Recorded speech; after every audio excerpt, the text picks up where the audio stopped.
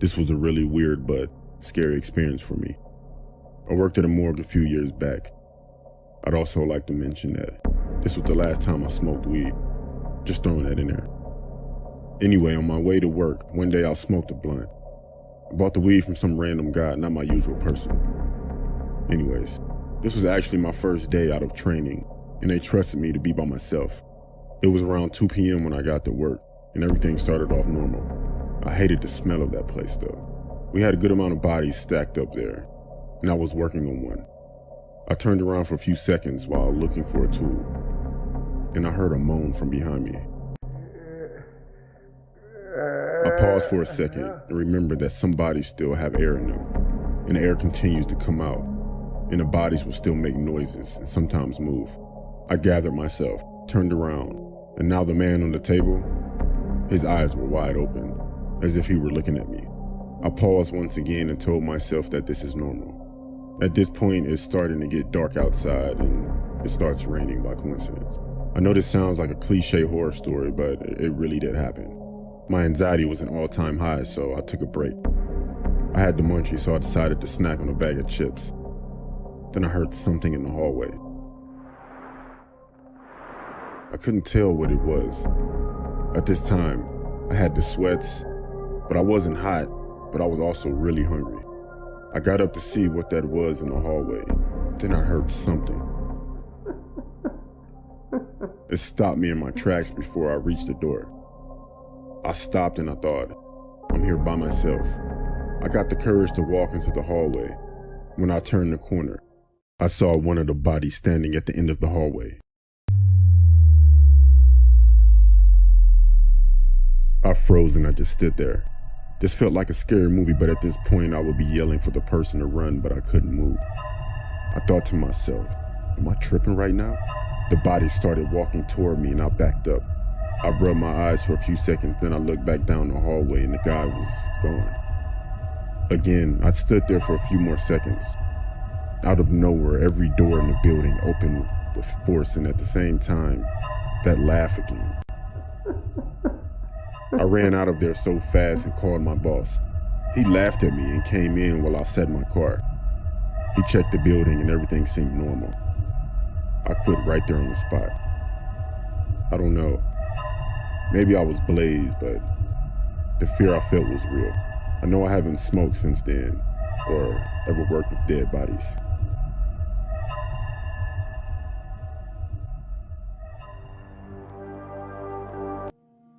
I got this great job working at a hospital.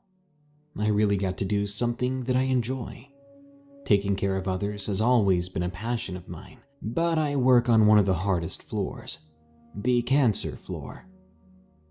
We always have the same patients, and not a whole lot of them make it. This makes my job hard in a lot of ways. You could probably guess that I've seen my fair share of death since I started here. Anyway, I work the night shift, and at night it can be a little creepy when you have to go to the morgue. One night, me and a coworker were taking someone down to the morgue. Now, let me explain. Our morgue is a little freezer box that is in the basement, and it smells horrible. Plus, it has a ramp to get into it. So she and I wheel the body down there, and we push it up the ramp. And then we begin to argue over who is going to push the body inside. Of course, I lose, so I swing the freezer door open, and I push in the body. Then I slam the door shut. We start to fill out our paperwork when we both look up at each other. She says to me, "Did you hear that?" I said, "I think so." We both turn and look at the door.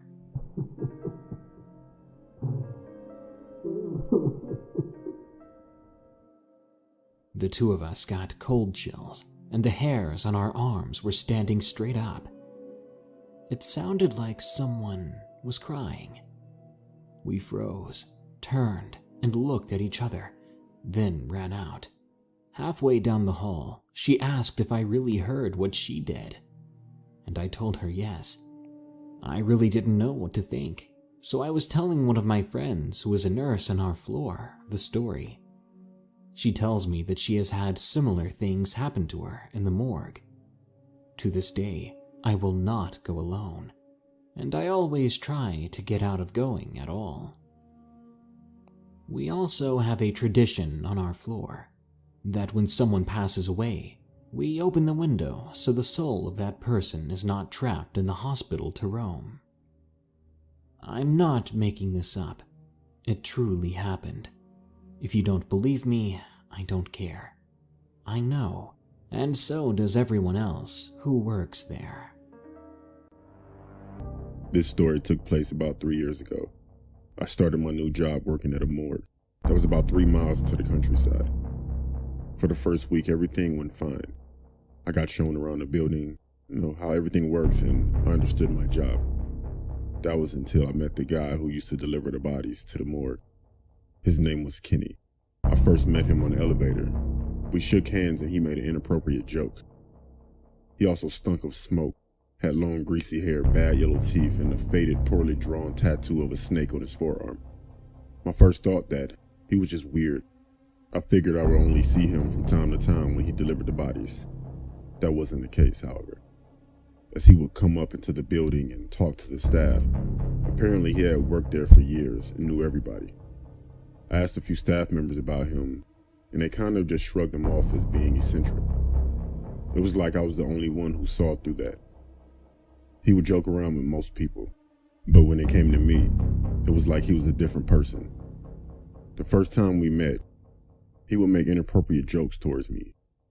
He would joke about the dead bodies that got delivered and make crude comments about the way the people died, and actually found it funny.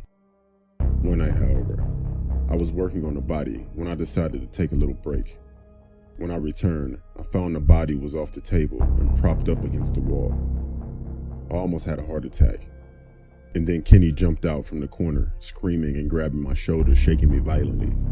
Then he stopped and laughed, telling me how good he got me, and my reaction was hilarious. This was the last straw, and I had enough and reported this to my superiors. My complaint was backed up by the footage from the CCTV cameras. The next evening, as I arrived into work, I saw Kenny walking down the corridor, and he didn't have his weird grin on his face. His look was much more disturbing. He looked furious, like he was a different person. He passed by me while giving me the worst stare I've ever seen. I was told later that he had been fired. I was a little bit surprised. I didn't know what they would do. I didn't know they were firing him exactly, but I was kind of relieved. That night, I finished work around 3 a.m. and got into my car to drive home. As soon as I pulled out, another car started up from across the parking lot and started to instantly tailgate me. Like I said, the building was located in the country, so there were no other cars on the road. At first, I didn't know who this was. I pulled over to see if the car would keep going, but as soon as I pulled over, the car slammed on its brakes. That was when Kenny came running out of his car and over to mine, yanking on the door handle as hard as he could, while banging on the window screaming for me to get out of the car. I thought he was going to rip the door off and kill me. I quickly started my car back up and drove off as fast as I could. I saw Kenny get into his car. For some reason, he didn't chase me. I'm not sure if his car wouldn't start or he just decided not to pursue me. Either way, I was relieved. I later informed my superior of what happened. I didn't find out what happened, whether the police were involved or what, but I never saw Kenny again after that. Thinking what might have happened if somehow Kenny did manage to open my door keeps me awake at night.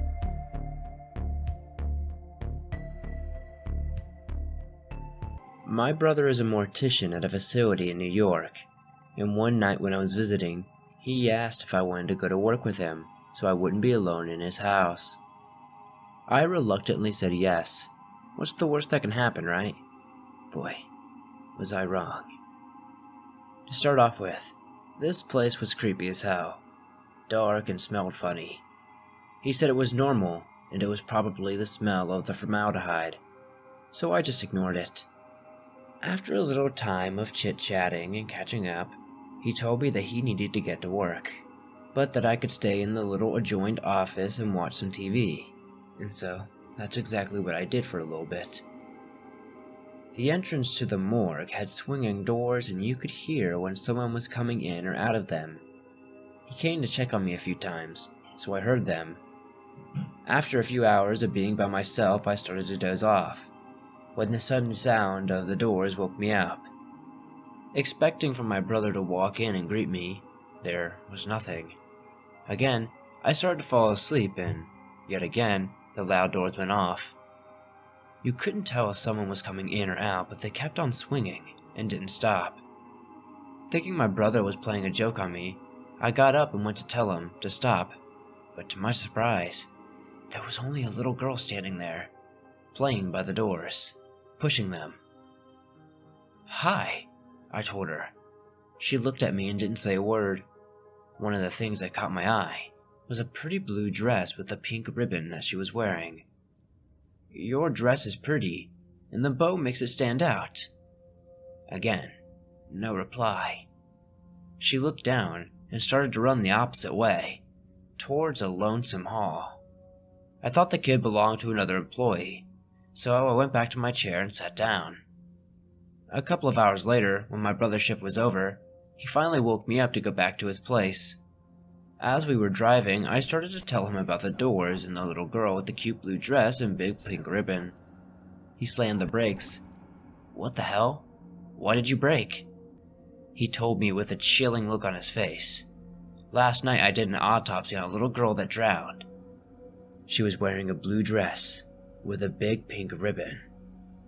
My blood ran cold, and I've never been to work with my brother ever again.